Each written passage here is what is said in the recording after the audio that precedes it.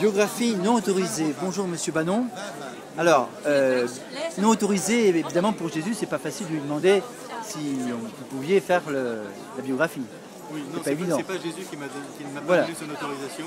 Qu'est-ce qu'on entend par non autorisé?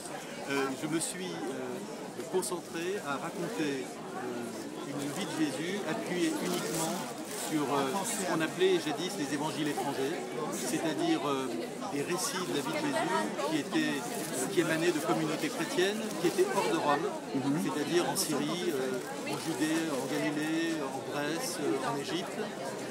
Ces récits ont été mis de côté par l'Église à partir du IVe siècle et ont été donc considérés apocryphes. C'est-à-dire cachés, c'est ça. Et interdits d'études et interdits de copie.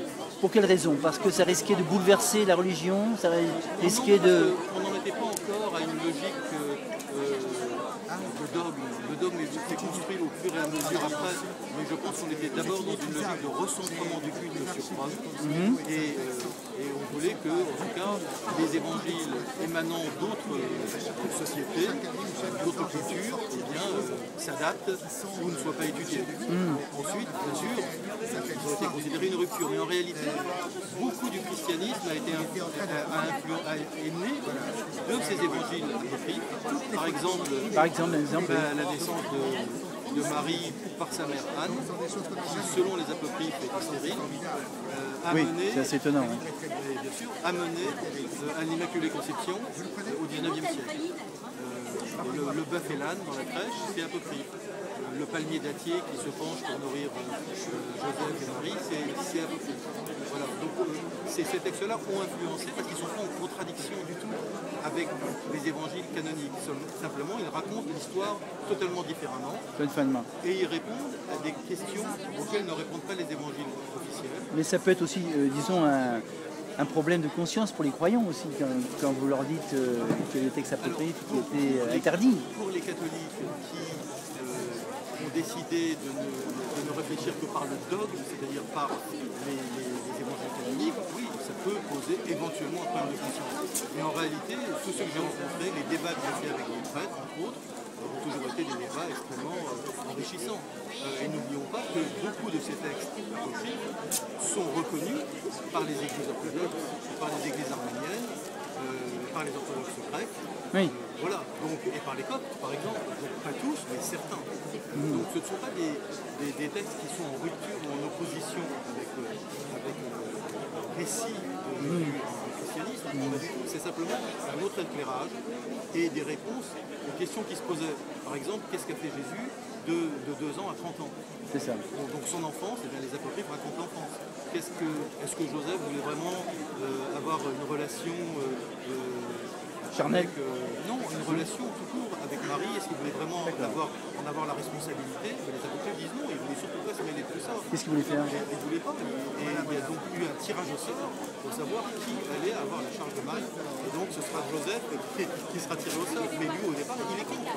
Voilà, donc il y a beaucoup de récits comme ça qui nous éclairent sur des questions que l'on pose.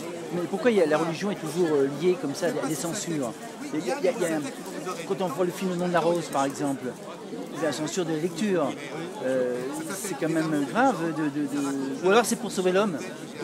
Non. Le début du christianisme a mis de côté la connaissance. C'est-à-dire on considérait la connaissance comme étant un danger pour la foi. Donc l'étude, la lecture de livres, etc. était quand même mise de côté. Mais en réalité, il y a des interdits parce que dans toutes les religions, ce n'est pas la foi qui est importante, ni la croyance, c'est l'organisation de la société. Les religions sont des organisations sociales.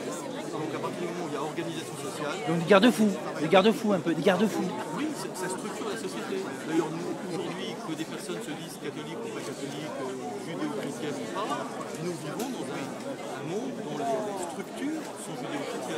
Que ce soit le code du travail, la législation, l'organisation de la famille, etc.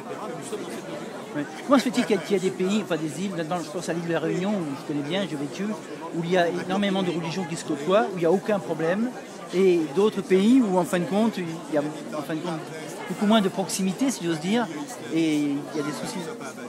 À quoi attribuez-vous cette... Parce que la Réunion est un pays pauvre en plus, avec des problèmes. Tout dépend de la répartition définition j'ai vécu. démographique Oui, de la démocratie. oui, d'accord. Ils sont démographiques des communautés. Quand une communauté Équilibrée. se radicalise et qu'elle, Oui. en plus, monte en démographie, à ce Tout moment-là, à vous fait. verrez que ça n'a personne qui ne s'en vivra. En France, il y a une chose qui est extraordinaire, c'est que la Constitution nous impose que la nation est une et indivisible. C'est-à-dire que nous ne reconnaissons pas, en réalité, les différences, c'est-à-dire nous ne jugeons pas les personnes en fonction de leur couleur de peau, Oui. on ne les mesure pas en fonction de leur religion, etc. Et ça, nous sommes les seuls à être dans cette logique-là. Donc, naturellement, nous avons la laïcité, nous avons de l'obligation Tout à fait. d'égalité. Oui, pour l'égalité. Mais quand on voit des niqabs, par exemple, des femmes se promener en niqab, vous parliez voilà, vous avez fait un livre sur la femme et sur l'ostracisme qui en découle. Quand on voit un niqab à Grasse, par exemple, on n'a rien à vous cacher, c'est impressionnant quand même de voir des femmes en niqab. Pour moi, le voile, c'est un morceau de tissu qui n'a pas du tout la même signification en France que, par exemple, en Tunisie, en Iran, Oui, ou au Pakistan, où si la femme ne le porte pas, elle peut être tuée, mise en prison et battue. tout à fait. Mais là, ça peut aussi choquer certains Français qui vivent dans un petit village Alors, de... là où ça peut gêner les personnes, c'est d'abord à partir d'une logique d'abord de laïcité et d'un principe Oui. fondamental, Oui, merci. un principe fondamental d'égalité entre l'homme et la femme. D'accord. Notre société, notre démocratie, elle est fondée sur l'égalité symétrique entre l'homme et la femme. Ça veut dire qu'on ne peut pas obliger un homme ou une femme à être habillé d'une certaine façon pour la reconnaître sexuellement. Donc c'est vrai que c'est à partir de là que ça pose un problème à la démocratie laïque et sociale qu'est la France. Mais ça ne pose pas de problème en Grande-Bretagne qui est communautariste. Oui, mais la culture encore, c'est une question de culture aussi. Mais c'est surtout Oui. qu'en France, nous privilégions l'égalité entre les personnes Voilà. et les cultures anglo-saxonnes privilégient la liberté sur l'égalité. Le problème, c'est que plus de liberté crée l'inégalité en fait. Et tue l'égalité aussi. Bien sûr, parce que Voilà. dans une communauté, si on considère qu'une communauté peut se gérer de l'intérieur, surtout pour les problèmes familiaux, eh bien, la première victime, ça va être les enfants et les femmes, qui vont avoir moins de droits que les personnes d'autres communautés, ou tout simplement les personnes qui sont laïques. Tout à fait, tout à fait. Tout à fait. Merci, monsieur Bonnet. Merci. Merci.